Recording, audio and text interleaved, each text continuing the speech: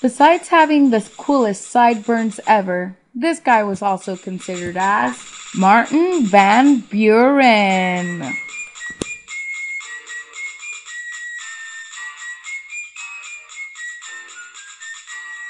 Born to Abraham and Maria Van Buren, Martin Van Buren was born in Kinderhook, New York on December 5th, 1782.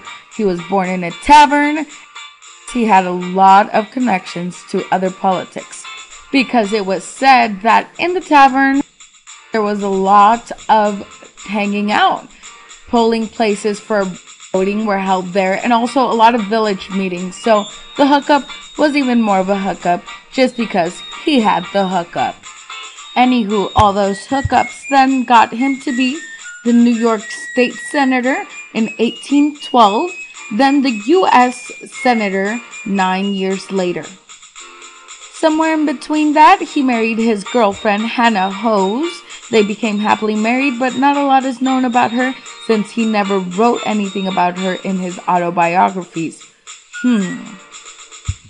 They did have kids, Abraham, John, Martin, and Smith. He became the 8th President of the United States in 1837. His Vice President was Richard Johnson, and Secretary of State was John Forsyth. Buren's glory was short-lived when, after a month of his inauguration, the 19th century economy went boom and bust. And guess what?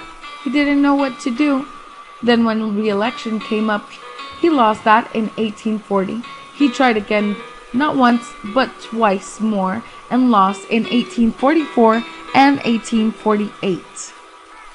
But I guess everything is for good. His supporters began to say Old Kinderhook, and they made a club. They called it the OK Battle Club. So now we have the OK because it's okay.